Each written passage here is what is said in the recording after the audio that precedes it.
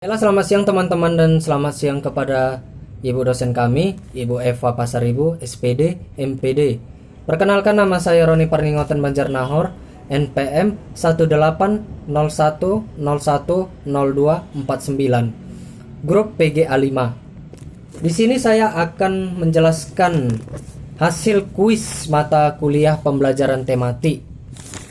Oke, yang pertama itu soal pertama itu alasan mendasar diterapkannya pembelajaran tematik untuk kelas 1 sampai kelas 3 SD dan kelas 4 sampai kelas 6 SD, di mana pola pikir anak yang masih holistik.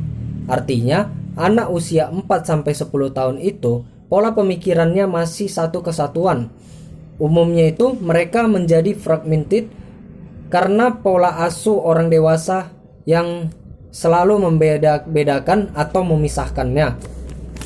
Bela yang kedua, menurut Undang-Undang Permen Nomor 22 Tahun 2006 tentang standar isi satuan pendidikan dasar dan menengah, maksudnya itu di sini adalah peraturan pemerintah yang memberikan arahan tentang perlunya disusun dan dilaksanakan 8 standar nasional pendidikan, yaitu yang pertama standar isi, yang kedua standar proses, yang ketiga standar kompetensi lulusan, yang keempat standar pendidik dan tenaga kependidikan, yang kelima itu standar sarana dan prasarana, yang keenam standar pengelolaan, yang ketujuh standar pembiayaan, dan yang kedelapan itu standar penilaian.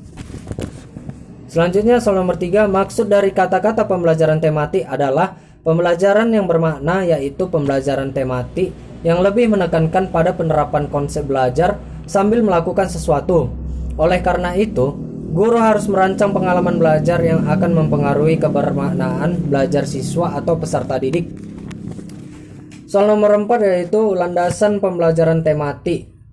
Di sini landasan yang pertama itu landasan filosofis. Landasan filosofis dalam pembelajaran tematik sangat dipengaruhi oleh 3 aliran filsafat, yaitu progresivisme, yang kedua konstruktivisme, yang ketiga humanisme. Yang kedua, landasan psikologis. Landasan psikologis dalam pembelajaran tematik terutama berkaitan dengan psikologis pengembangan peserta didik dan psikologis belajar. Selanjutnya, landasan yuridis yang ketiga. Landasan yuridis dalam pembelajaran tematik berkaitan dengan pembelajaran atau peraturan yang mendukung pelaksanaan pembelajaran tematik di sekolah.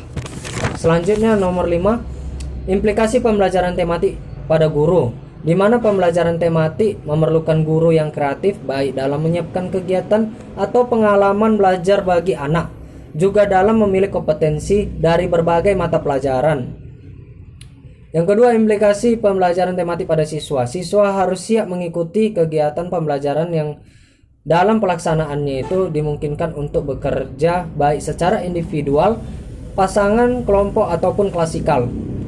Yang ketiga, implikasi pembelajaran tematik pada sarana dan prasarana, sumber belajar, dan media pembelajaran. Pembelajaran tematik pada hakikatnya menekankan pada siswa baik secara individual maupun kelompok. Yang selanjutnya itu implikasi terhadap pengaturan ruangan. Ini penataan ruangan. Dalam pelaksanaan kegiatan pembelajaran tematik, perlu melakukan penataan ruangan yang sesuai dengan tema agar ruangan tersebut suasana belajarnya itu lebih menyenangkan. Selanjutnya, implikasi terhadap pemilihan metode sesuai dengan karakteristik pembelajaran tematik. Maka dalam pembelajaran yang dilakukan perlu disiapkan berbagai variasi kegiatan dengan menggunakan metode. Misalnya itu percobaan, bermain peran, tanya jawab, demonstrasi, dan bercakap-cakap. Selanjutnya nomor 6, proses pembelajaran tematik yang saya ketahui. Yang pertama, menelaah KD untuk mengidentifikasi tema yang dibutuhkan di setiap mata pelajaran. Mata pelajaran yang sesuai dengan tema yang ditetapkan, contohnya itu menyusun RPP, menyusun silabus, indikator penilaian, dan alokasi waktu. Nomor 7, desain pembelajaran tematik. Yang pertama, kita harus memilih dan mengembangkan tema.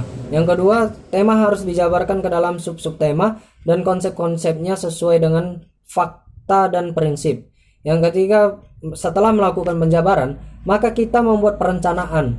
Perencanaan ini harus dibuat secara tertulis sehingga memudahkan guru untuk menentukan langkah-langkah apa yang akan kita tempuh. Yang keempat itu, tahap selanjutnya membuat kegiatan belajar sesuai yang direncanakan. Dan yang kelima, pada tahap akhir ini melakukan penilaian. Nomor 8, yang menjadi permasalahan pembelajaran tematik di SD itu yang pertama, keterbatasan sarana dan prasarana di sekolah. Yang kedua, latar belakang penilaian guru masih rendah. Yang ketiga, keterbatasan pengetahuan guru mengenai penerapan modul pembelajaran tematik. Nomor 9, pengertian pembelajaran tematik itu. Pembelajaran tematik adalah suatu pembelajaran yang melakukan pendekatan belajar mengajar yang melibatkan beberapa mata pelajaran dalam satu tema untuk memberikan pengalaman bermakna bagi siswa, di mana landasan pembelajaran tematik itu ada 3. Yang pertama itu landasan filosofis, yang kedua landasan psikologis, yang ketiga landasan yuridis. Nomor 10, konsep pembelajaran melalui pengalaman langsung dan menghubungkannya